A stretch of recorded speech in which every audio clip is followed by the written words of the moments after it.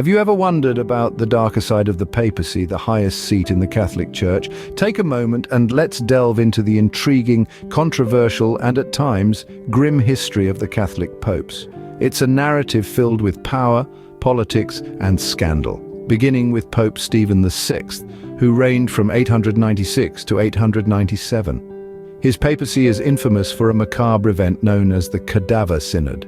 Picture this. Pope Stephen VI had the body of his predecessor, Pope Formosus, exhumed and put on trial. A chilling spectacle indeed, but the intrigue doesn't end there.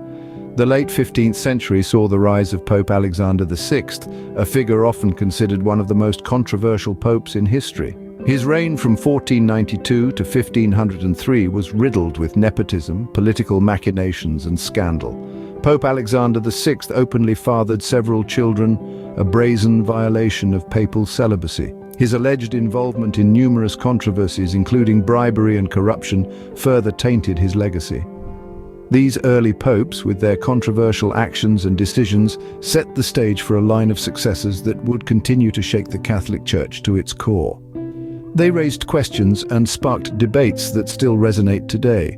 From the Cadaver Synod to the blatant nepotism and disregard for papal celibacy, these popes' actions were far from the spiritual and moral guidance one might expect from the highest seat in the Catholic Church. As we continue this journey, we will uncover more hidden secrets of the most notorious Catholic popes, revealing a history punctuated by power struggles, scandal, and controversy. The legacy of these popes, their actions and their impact on the Catholic Church are as intriguing as they are unsettling. So buckle up and prepare for a deep dive into the dark legacy of the papacy. These early popes set the stage for a line of controversial leaders that would shake the Catholic Church to its core. As we delve deeper into the annals of papal history, we encounter the volatile Pope Urban VI and the ruthless Pope Sergius III. These two figures, while distinct in their own right, both left an indelible mark on the Catholic Church through their tumultuous reigns and controversial actions. Let's first turn our attention to Pope Urban VI, whose volatile temperament and harsh treatment of clergy led to the Great Western Schism. This period, spanning nearly 4 decades from the late 14th to the early 15th century, was one of great division within the Church. Rival factions, unable to agree on Urban's legitimacy as pope, elected different popes, splintering the Catholic Church and causing immense confusion and strife among its followers. The Church was plunged into a period of division which took years to reconcile. Now we shift our focus to Pope Sergius III, a figure shrouded in controversy and accusations of murder. Sergius III is believed to have seized the papacy by force, a claim that in itself is chilling. But the allegations don't stop there. It is also suggested that he was responsible for the deaths of his predecessors, Pope Leo V and Pope Christopher. These accusations, while not definitively proven, paint a picture of a man willing to go to great lengths, even murder, to secure his position at the helm of the Church. In their own ways, both Pope Urban VI and Pope Sergius III disrupted the order of the Church and cast long, dark shadows over the institution. Their reigns were marked by violence, discord, and controversy, and the effects of their actions continue to ripple through the history of the Church. These popes sowed discord and fear, leaving a lasting impact on the Church and its followers. As we continue our exploration of the dark legacies of the papacy, we'll delve into further tales of debauchery, corruption, power, and artistry, all wrapped up in the intricate tapestry of the Church's history. In the heart of the 10th century, 2 popes stood out for their shocking conduct, Pope John V and Pope Benedict XII. As we delve into the dark underbelly of the papacy, we are confronted with tales of debauchery and corruption that seem more akin to the plot of a scandalous novel than the chronicles of the Holy See. Pope John XIV, whose reign spanned from 955 to 964, was notorious for his debauched lifestyle. He was a man given to earthly pleasures, indulging in gambling and excessive drinking. Reports of the time even suggest that he transformed the papal palace into a den of vice, a far cry from the house of worship it was intended to be. Deeper allegations of simony and heresy further marred his papacy, painting a picture of a man who was more devil than divine. Then there was Pope Benedict XII, serving non-consecutive terms from 1032 to 1044, 1045. And again from 1047 to 1048. His reign was marked by extreme immorality and corruption, the likes of which were unheard of in the annals of the Church. He's perhaps best known for the unthinkable act of selling the papacy, an act so brazen it shocked the Catholic world to its core. His reign saw him deposed multiple times, each time plunging the Church deeper into scandal and disgrace. These two men, Pope John V and Pope Benedict XII, used their papal power not to shepherd their flock towards the light of faith, but to indulge in their own dark desires. They turned the papacy, a position of spiritual guidance and moral authority, into a tool for their personal gain and pleasure.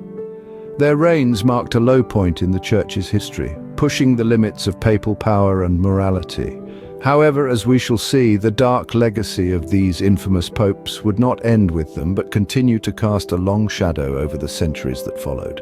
In the following centuries, the papacy saw a mix of militaristic ambition, artistic patronage, and posthumous controversy. Pope Julius II, who reigned from 1503 to 1513, was a pope of many talents and ambitions. His rule was marked by a unique fusion of spiritual authority and political power. He was not a man to sit back and let others fight his battles. Quite the contrary, Julius was known to personally lead his armies into battle, a sight that was both awe-inspiring and shocking. But Julius wasn't just a warrior. He had a deep appreciation for the arts, recognizing the power of beauty to inspire and uplift the human spirit. He commissioned one of the greatest works of art the world has ever seen, the painting of the Sistine Chapel ceiling by Michelangelo. This breathtaking masterpiece is a testament to Julius's vision and his desire to make the Vatican a beacon of culture and creativity. Yet the papacy's history is not just about power and artistry, it also harbors tales of posthumous controversy, as exemplified by Pope Formosus. His papacy from 891 to 896 was not particularly controversial. However, his death marked the beginning of one of the darkest episodes in papal history. In a grotesque display of power and vengeance, Formosus's successor, Pope Stephen VI, had his body exhumed and put on trial in what came to be known as the Cadaver Synod. Accusations were hurled at the lifeless body of Formosus, a grim reminder that even in death, a pope could not escape the political machinations of the Church. These stories of Pope Julius II and Pope Formosus highlight the complexities and contradictions of the papal office. They underline the immense power and influence wielded by these spiritual leaders, and the enduring impact they have had on the course of history. Even in death, popes could not escape controversy, highlighting the enduring power of the papacy. Finally, we arrive at two of the most controversial popes in recent history, Pope Innocent III and Pope Pius XII. Pope Innocent III, seated at the helm of the Catholic Church from 1198 to 1216, is known for expanding papal power. However, his reign was not without controversy. He initiated the Fourth Crusade, a chapter of history that is viewed critically. But it was his actions during the Albigensian Crusade that sparked widespread criticism. This crusade was essentially a 20-year military campaign initiated by the Church to eliminate Catharism in Languedoc, in the south of France. The methods employed during this crusade, including mass burnings and the slaughter of entire towns, have been the subject of intense scrutiny and debate. Innocent III's suppression of heresy, particularly towards the Cathars, was relentless. His actions have been seen as a brutal abuse of papal power and a stark example of the darker side of Church history. The question of whether the ends justified the means continues to be a hot topic among historians and theologians. Fast forward to the 20th century, to the reign of Pope Pius XIV from 1939 to 1958. His papacy coincided with one of the darkest periods in human history, the Holocaust. The Pope's role, or rather his perceived inaction during this time of immense human suffering, has been a point of contention. Critics argue that Pius XIV remained too silent, too passive. They believe he didn't do enough to publicly condemn the Nazi atrocities or to aid the persecuted Jews.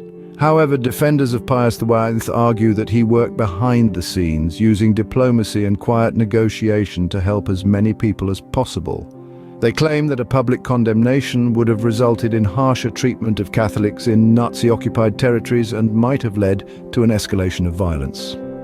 Whether you view them as villains or victims of their circumstances, these popes' actions or lack thereof during times of great crisis have sparked enduring debate and criticism. So there you have it, a journey through the dark and controversial history of the Catholic popes.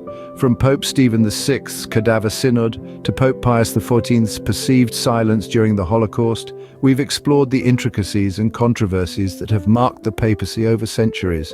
These stories underscore the complexity of this powerful institution and its profound influence on world history. If you found this video enlightening, please like, share, and subscribe to our channel and join us as we continue to explore the fascinating corners of history.